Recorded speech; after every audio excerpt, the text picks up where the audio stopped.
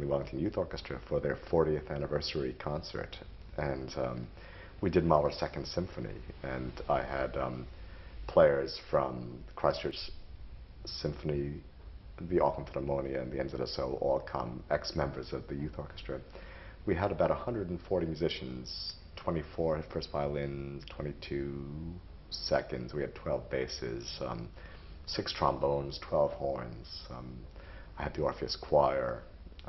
Melissa Crennan and Jenny Wallerman were the singers. And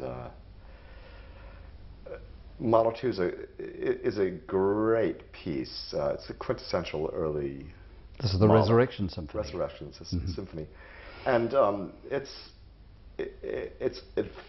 until the very end, it almost feels like it's too much, because there's so many climaxes. How does one get a sense of the end of that work? But Mahler fixes it by adding the organ there in the last 10 minutes, and I'll just never forget when everyone was just playing with absolute commitment and passion, and then the organ came in, and the choir was singing, and that was a really, really special moment, and it was a full house, a standing ovation, and the orchestra played out of skin. It was an incredible experience. So I suppose that was one moment where I felt really, really moved by it. Was it a perfect performance? Well, no, it couldn't have been, but it was pretty good, and it was pretty moving for those people that came to the concert. Well, Marc, that's a bit of looking back. Can we look forward? What's on your schedule for next year? Well, I'll talk a little bit about the season of the Vector Wellington Orchestra, because I'm really, really pleased with it. I believe, one of the things I believe in terms of programming is having links between works and between concerts, and also broad-reaching themes, something that an audience can identify with. And next year we're entitling the program Pulse. This idea that pulse, rhythm, it's the most elemental form of music, isn't it? I mean, and so we pick pieces that excuse me, take pulse as its inspiration, beginning with Jack Body's work Pulse, which was written for the Auckland Philharmonia in 1995 and hasn't been performed since. The NZSO recorded it maybe in 1999 or 1998, but it hasn't been performed, and I rate it as a really, really strong work. So this work gives the entire season its flavor.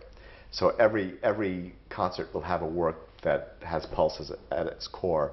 So for instance, we're doing Bach's Brandenburg No. 3, and then we're doing some works that look to popular elements, populist elements, to bring pulse in.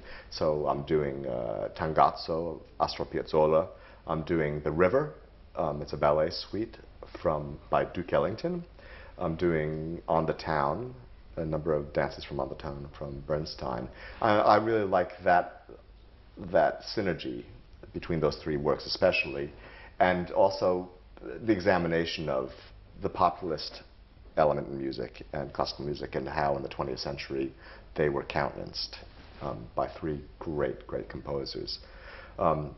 Alongside that, we're doing the cycle of all the Beethoven piano concerti with Michael Houston, who I have a huge amount of respect for, and that'll be very, very special indeed. Obviously, about 15 years ago, he was going throughout the country doing all 32 Beethoven piano sonatas and recorded them subsequently on Trust Records.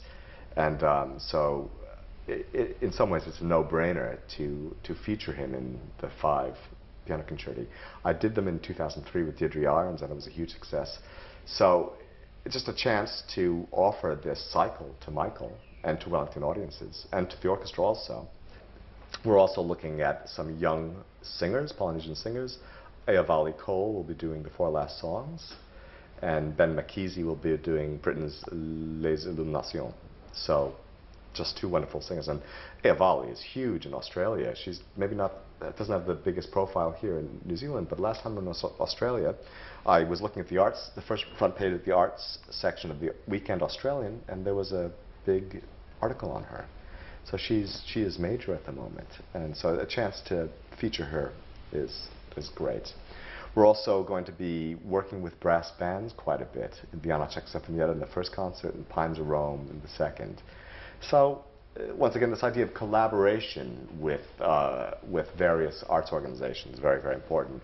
And in each season, both in Christchurch, but also, especially now in Wellington, I see collaboration as a really, really important aspect of what we do. Because what I was referring to earlier, this idea of what's good for one arts organization is good for the other as well. And so it's not just the orchestras, but also the visual arts, dancing, theater, et cetera, et cetera. Yeah. So that's what we're doing. I'm pretty happy. I hope the audience comes to it. Sounds exciting to me. Marc, you walk on stage in front of your orchestra, 90 players, say. Yes. And 80 think they can do better than you can, and the other 10 probably can. Right. It's a Michael Tilson Thomas quote, and it's quite interesting. Being a conductor means that you're continually conducting new orchestras, and that first rehearsal is always a little bit scary, at least it is for me, because you don't know them, they don't know you, they're sizing you up, and vice versa. I mean, it's a very funny quote, and I mean, I suppose I was one of those 80 or 10, depending on your point of view, I suppose.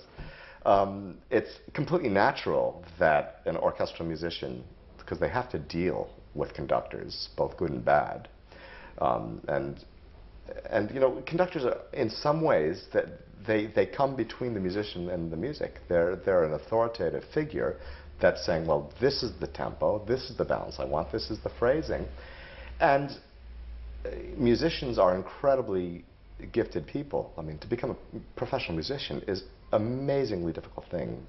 The years of study, physically you have to be in tip-top shape to play, and you're in it because you love music more than anything else, maybe. And so it's not surprising that people have strong feelings about how work can go. And it's not surprising that orchestral musicians may think, oh, this conductor is not conducting this piece to my taste. I could do a better job.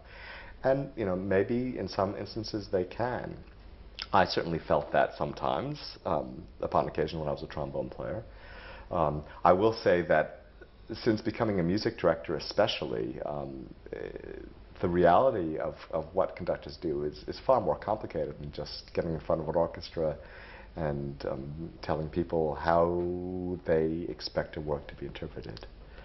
But is there any truth to it? Well, there must be a modicum of truth to it, though I think Michael Tilson Thomas is being a little facetious, because there are very few people that can conduct better than he can. Marc, it's been a great pleasure talking to you. Thank you very much. Thanks, Kerry.